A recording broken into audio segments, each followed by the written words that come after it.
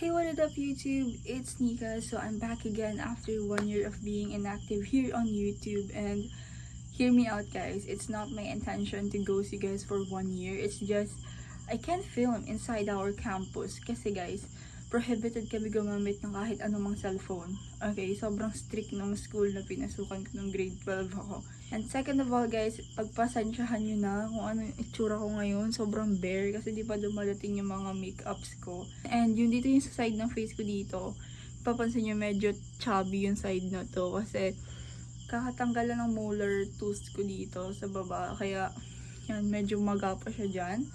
I'm gonna show you guys my pre-college school supplies and also yung mga gamit na nabili ko in TikTok Shop and Shopee. Although it's not a finished thing talaga kasi madami pa akong kulang. So let's start off with the bag that I bought. So I bought my bag here on Mikana. Yan. Although guys, my original plan was to buy a Nina tote bag in Seco Sana. Pero ang tagal nila mag-restock and wala akong makita sa SM. Kaya yun, I option to go to Mikana. You know, Mikana guys. Kasi maganda rin naman and marami nagsasabi sa akin sa TikTok na, oh, you should get the Mikana one kasi leather siya. And ayun, gusto ko lang naman like to have a change in my life. Kasi puro na lang ako ng backpack. Pero dadalhin ko pa rin yung backpack ko in case kasi come on, my masculinity inside me is just malakas siya. Pero anyways, when you buy a Mikana bag, they will give you this paper bag. Ito, yung Mikana paper bag. And also, meron siya kasamang dust bag. Yan o, Mikana na dust bag. And when you open the dust bag, it's the Sasaki leather ata yung name. And I bought this for only 900 pesos. So, kapresyuhan niya talaga si Seco Sana guys. Ito siya. I bought the white one. So, lahat halos na nakikita ko sa TikTok shop is ito yung color na nire-recommend. Although, dumihin siya guys, okay? Pero mabilis na naman ata na ano yung dumi dito sa bag na to. So, yung harap niya, nandito yung Mikana na logo name. Then, ito yung logo nila. Nandito sa side. Then, dito sa side na to, wala siyang kahit anong text. So, pagpasensyahan nyo na yung asa sa background ko. Once you open it, so unlike sa bag ko before, this one only has this magnet. You know, magnet nyo siya.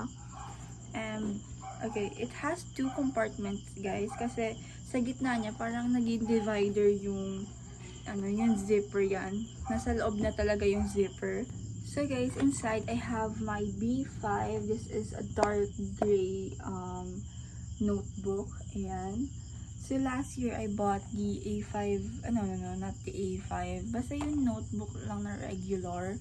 But sabi nila sa college daw, mas gamit daw ang B5 kaysa yun sa mga regular things. I don't know. Pero ito na lang binili ko kasi malaki siya at marami akong masusulat. So, I bought this only for less than 200 pesos on Shopee. And, ayan siya. Ganyan yung style niya. Line ba to? I forgot the name. Next one is, of course, hindi to mawawala sa bag natin is yung yellow pad. So, this is a Victory yellow pad. I bought it then sa Shopee kasi sobrang mahal ng yellow pad sa National Bookstore lately. Nakita ko sa National Bookstore, ang Victory yellow pad is nasa 95 pesos, but I only got this only for 70 pesos on TikTok shop. So, kung bibili pala kayo na itong Sasaki leather ng Mikana, hindi ito siya kasya. So, you need to fold it this way. So, ginawa ko guys is, yung half lang ng yellow pad yung kinuha ko muna para ma-fold ko siya ng ganito at makatipid na rin ako. Yan, nakaganyan siya. Pero, itong B5 na to guys, kasyang-kasya siya sa loob. Yan o. Ganyan yung difference nila sa size. Pero yung ito naman, sa compartment yun dito sa loob, yung ito, I have my wallet. Ito, bumili ako na itong wallet na to sa TikTok shop ko lang siya nabili for free. So, pag new user ka kasi guys, diba, free lang yung mga gamit doon. So, I bought the pink one. If you remember in my last vlog, I bought the beige one. And sobrang laki niya guys. Kaya, ito, para bago-bago naman, nag-pink ako. So, ayan. Sobrang lang yung wallet ko. Yan o. Tatlo yung compartment niya. So, dito sa pinakadulo, dito ko lalagay yung mga cards ko. Tapos, sa first layer is yung mga coins. Tapos, second layer is for the cash bills. Tapos, next na laman niya is of course yung pencil case. Nabili ko lang ata to less than 20 pesos yung mesh na pencil case ito. And if you remember last year, black din yung mesh ko na ganito. Wala, ba't ko talaga yung black? I don't know why. Pero sa loob, I have this. So, free ko lang din to siya nabili sa TikTok shop, guys. Hindi talaga to yung pen na gusto kong bilhin. Kasi yung gusto kong bilhin na pen is yung isa. Pero yun, wala akong nakitang ganun. Kaya ito na lang yung binili ko. Yan. So, yan yung box niya, guys. Ano siya? 12 pieces ata to sila. So, nakatipid-tipid naman ako. Kasi, ganito yung bet ko. Nag-try naman ako mag-pilot at saka G-Tech. Hindi ko lang talaga bet yung tinta. Okay, hindi ko lang siya bet. Ito yung sa brand na B&E. Ito. Ang ganda kasi ng shade ng highlighters nila, guys. I have purple and we have mint green. Correction tape ko. So, next one, guys, is binilhan ako ng parents ko ng bagong phone. So, ito, the iPhone 11. So, we bought this brand new for only 25,000 pesos. And this is a black one. 128 gigabytes. So, hindi to siya sa luho lang, guys, okay? Hindi ako nagdebut ng birthday ko. And also, ito na yung graduation gift nila. So, debut gift and graduation gift, ito na sila. Ito na yun. Kaya sobrang grateful ako kasi dito gamit ko na ngayon. And,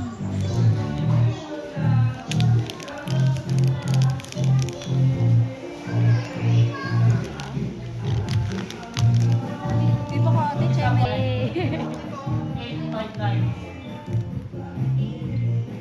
So, next one is, ito, dumating lang to kahapon ata ito.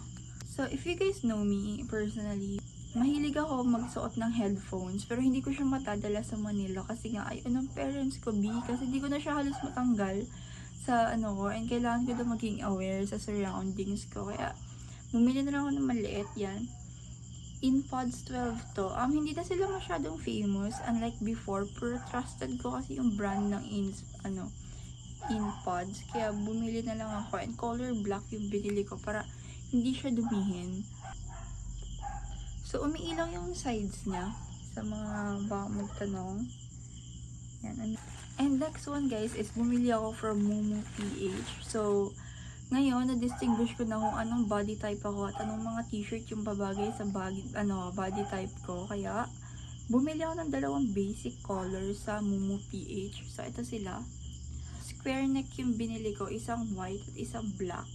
So, sa mga di nakakaalam, inverted triangle body shape ako, and buong buhay ko, akala ko, V-necks lang yung babagay sa akin, and I did a little bit of research, and yun, bagay din pala sa mga inverted triangle girlies, square neck. And nung tinry ko, sobrang bagay niya nga, guys. Nagkakaroon ng proportion yung body ko, nagbumuha maliit.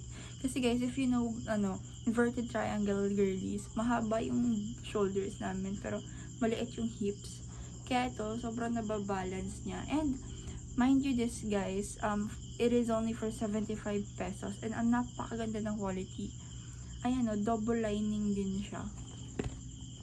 Yan, double lining siya, guys. Pero yung likod, hindi na double lining. Yung harap lang sa may chest area. And, yung free size sila, guys, is kasha hanggang large to 2XL. Kasi, yan ang laki ng white nila, guys. Ayun hindi siya sobrang hapit sa katawan ko.